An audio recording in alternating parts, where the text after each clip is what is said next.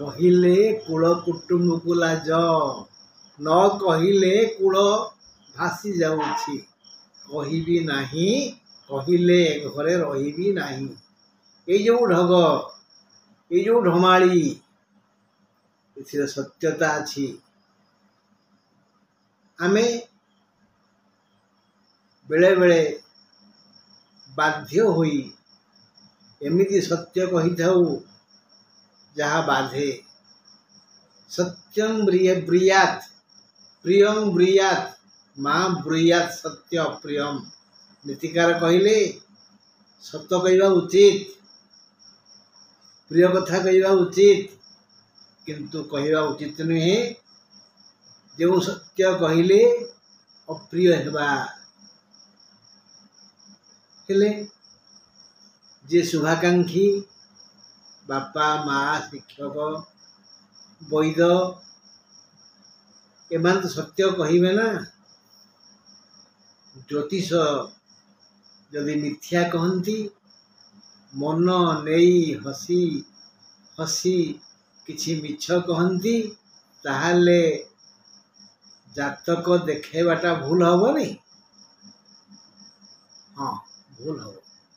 ବନ୍ଧୁ, ଆମେ ଯଦି ଆମ କୁଳ ପୁରୋହିତଙ୍କୁ ବା ଜ୍ୟୋତିଷଙ୍କୁ ପ୍ରଣାମ କରିବା, ସେ ହାତ ଟେକି କଲ୍ୟାଣ କରି କହିବେ ଏକାଦଶସ୍ଥା ସର୍ବେ ଗ୍ରହା ଫଳଦା ହୁଅନ୍ତୁ, ମୋର ମଙ୍ଗଳ ହେଉ, ଜୟ ହେଉ, କଲ୍ୟାଣ ହେଉ।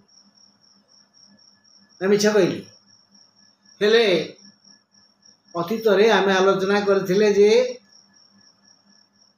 କର୍କଟ ରାଶିର ଏକାଦଶ ସ୍ଥାନ ବୃଷ, ବାଧକ ସ୍ଥାନ ଶୁକ୍ର, ବାଧକ ଗ୍ରହ। ଏଣୁ କର୍କଟ ରାଶିକୁ ଏକାଦଶସ୍ଥ କୌଣସି ଗ୍ରହ କଲ୍ୟାଣ କରିପାରିବେ ନାହିଁ। ଆଜି ଆମେ ଆଲୋଚନା କରିବା ମେଷ ରାଶିର ବାଧକ ସ୍ଥାନ ଶନି ଓ ବାଧକ ସ୍ଥାନ କୁମ୍ଭ ଓ ବାଧକ ଗ୍ରହ ଶନି। ସେ ମଧ୍ୟ ଏକାଦଶ ଘର ମେଷରୁ ବଣିଯାଆନ୍ତୁ ନା। ମେଷ, ବୃଷ, ମିଥୁନ, କର୍କଟ, ସିଂହ, କନ୍ୟା, ତୁଳା, ବିଛା, ଧନୁ, ମକର, କୁମ୍ଭ 11 ଘର। ତେଣୁ ମେଷ ରାଶି ପାଇଁ ମଧ୍ୟ ଏକାଦଶସ୍ଥ କୌଣସି ଗ୍ରହ ସୁଫଳ ଦେବେନି। ଯେଣୁ କୁମ୍ଭ ବାଧକ ସ୍ଥାନ ଓ ଶନି ବାଧକ ଗ୍ରହ। ଏହି ଦୃଷ୍ଟିକୋଣରୁ ଏବେ ସେଠାରେ ଶନି ଅଛନ୍ତି କୁମ୍ଭରେ, ମାନେ ମେଷ ରାଶି ପାଇଁ ଏକାଦଶ ଶନି। ଯଦି ସେ ଅନ୍ୟ ଘରେ ଥାନ୍ତେ, ତାହେଲେ ମେଷ ରାଶିଆଙ୍କ ମୁଣ୍ଡରେ ସୁନା ମୁକୁଟ ବାନ୍ଧିଥାନ୍ତେ। ବାଧକ ସ୍ଥାନ ହେଇଥିବାରୁ ସେ କୌଣସି ପ୍ରକାରରେ ସହଯୋଗ କରିପାରୁନାହାନ୍ତି ବା ଶନିଙ୍କ ତରଫରୁ କିଛି କ୍ଷତି ହଉନି। ସେ ନିଶ୍ଚେଷ୍ଟ, ନିଶ୍ଚଳ, ନିରୁପାୟ ସେ ଅଛନ୍ତି ବାଧକ ସ୍ଥାନରେ, ଏକାଦଶରେ। ତେଣୁ ଆମେ ଏ ବିଷୟରେ ଆଉ ଟିକେ ଗଭୀର ଆଲୋଚନା କରିବା।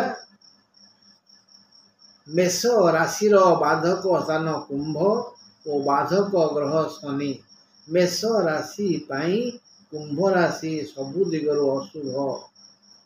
ଜାତକର ମେଷରେ ଚନ୍ଦ୍ର ଥିବା ଯାଏ ଜନ୍ମ ହେଇଥିବା ଶିଶୁର ମେଷ ରାଶି ହୁଏ। କିନ୍ତୁ ଯେତେବେଳେ ଶିଶୁ ଜନ୍ମ ହୁଏ, ସେତେବେଳେ ସେଦିନ ସୂର୍ଯ୍ୟ ଯେଉଁ ରାଶିରେ ଥାନ୍ତି ସେ ରାଶି ଲଗ୍ନ ହୁଏ। ରାଶି ଅଲଗା, ଲଗ୍ନ ଅଲଗା। ସମସ୍ତ ମେଷ ରାଶିଆଙ୍କ ଲଗ୍ନ ଅଲଗା ଅଲଗା। ଯେ ଯାଏ ଚନ୍ଦ୍ର ମେଷରେ ଥାନ୍ତି से जाए जी जन्म निए ताहार मेष राशि हुए। मात्र जो समय शिशु जन्म निए सेतेबेले रवि जो राशि रे थांती सेई राशि लग्न हुए। जदि मिथुन लग्न रे शिशु जन्म नहीं गणिदबा मिथुन कर्कट सिंह कन्या तुला बिछा धनु मकर कुंभ न मिथुन पाखु कुंभ हला न माने एठी मेष राशि भाग्य स्थान है कुंभ ओ भाग्य ग्रह हेले शनि हेले एठी मेष राशि को शनि सौभाग्य करि परिबे नहीं कारण कुंभ हेउची बाधक स्थान शनि हेले बाधक ग्रह। मिथुन लग्न तेबे भाग्य स्थान कुंभ भाग्याधिप शनि मिथुन लग्न युक्त मेष राशि को ता भाग्य केबे सहाय हेबो नाही। वृष लग्न आलोचना करिबा वृष गणले हम 10 तेणु वृष लग्न युक्त मेष राशि पाई कुंभ दशम घर माने कर्म क्षेत्र अर्थात एठी मेष राशि को भल कर्म मिलिबो नाही से घटिबो जश पाई किंतु जश नेबे अन्य माने लाभ नेबे अन्य माने। वृष मिथुन ए दुईटी लग्न हेले वृष लग्न युक्त मेष राशि और मिथुन लग्न युक्त मेष राशि को सुफल मिलिबो नाही। तेणु जेमती मिथुन लग्न पाई शनि भाग्याधिप आउ से अछंती मेष रे जदि आउ जातक जे मिथुन लग्न आउ भाग्याधिप हेले शनि शनि अछंती मेष रे शनिकर नीच स्थान होउची मेष माने शनि नीचे रही गले भाग्याधिप नीचे रहिले आहा हा खाली आखि लुह को साक्षी करिया को पड़िबो। भाग्याधिप जदि नीचे रही गले मिथुन लग्न ही थिबो मेष राशि ही थिबो आउ सेठी शनि थिबे मेष रे तेबे दुर्भाग्य छाड़ीबनी ठीक काया को छाया गोड़ेला भली दुर्भाग्य ता आगे आगे ओ पछ पछ चली। जदि तुला रे रवि थांती ये जातक रे माने मेष रे अछंती शनि तुला रे अछंती रवि तेबे ए दुर्भाग्य किछि कमिबो कारण सेठी मेष रे रवि उच्च जो ग्रह जोठी उच्च से जदि से जगह को देखती सेठार थिबा ग्रह मानकर भाग्य वृद्धि होता है तेबे शनिकर नेतृत्व को भांगी जाए कारण मेष रवि मेष राशि वृष लग्न एणु भाग्याधिप शनि से जदि कुंभरे तेबे जान भाग्याधिप कर्म कर्मर दुर्भाग्य एठारे भल कर्म मिलिबा कथा धन जश मिलिबा कथा मात्र मिलिबनी कारण कुंभ घर मालिक कुंभ घर सहित शनि मध्य संयुक्त कुंभ जेहेतु बाधक स्थान तेणु से घर सहित संश्लिष्ट जो जो ग्रह से माने भी भल फल देवे नाही। संपर्कित समस्त ग्रह अशुभ फल देवे ईश्वर को प्रार्थना करिबा जेपरि भाग्याधिप माने शनि मेष राशि पाई वृष लग्न बा मिथुन लग्न पाई मेष न रहिबा उचित।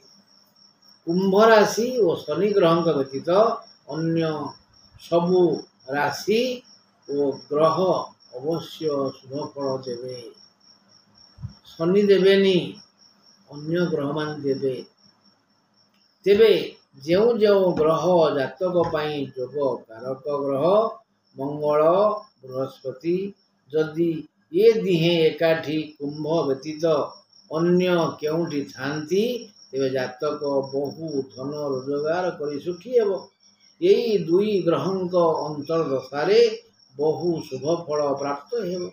ବୃହସ୍ପତି ଦଶାରେ ମଙ୍ଗଳ ଅନ୍ତର୍ଦଶା, ମଙ୍ଗଳ ଦଶାରେ ଅନ୍ତର୍ଦଶାରେ ବହୁ ସୁଖ ବୃଷ୍ଟି ହେବ।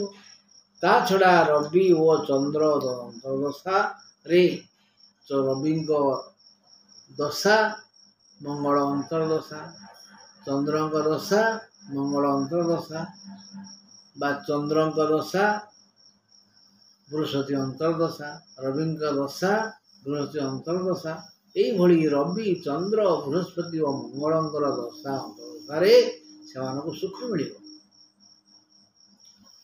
ଯେଉଁ ଗ୍ରହମାନେ କୁମ୍ଭ ରାଶିରେ ଥିବେ ସେମାନେ ସୁଫଳ ଦେଇପାରିବେ ନାହିଁ। ଯଦି ବୃଷ ବା ମିଥୁନ ଲଗ୍ନ, ତେବେ ଶନିଙ୍କ କୋପରୁ ରକ୍ଷା ପାଇବା ପାଇଁ। ଯଦି ମିଥୁନ ଲଗ୍ନ ବା ବୃଷ ଲଗ୍ନ ବା ଶନି ମେଷରେ, ତେବେ ମହାମୃତ୍ୟୁଞ୍ଜୟ ମନ୍ତ୍ର ନିରନ୍ତର ଜପ କରନ୍ତୁ। ସେ ଅକର୍ମେ କର୍ମଦାତା ଭଗବାନ ଶିବ, ସେ ଦୟା କରିବେ। ତାଙ୍କ କରୁଣା ବିନା ଆଉ କେହି ରକ୍ଷା କରିପାରିବେ ନାହିଁ। ବନ୍ଧୁ, ଯଦି ଆପଣଙ୍କର ମେଷ ରାଶି, ବୃଷ ଲଗ୍ନ ବା ମିଥୁନ ଲଗ୍ନ ଆଉ କୁମ୍ଭରେ କୌଣସି ଗ୍ରହ ଅଛନ୍ତି, ସେମାନେ ବି କଲ୍ୟାଣ କରିବେନି।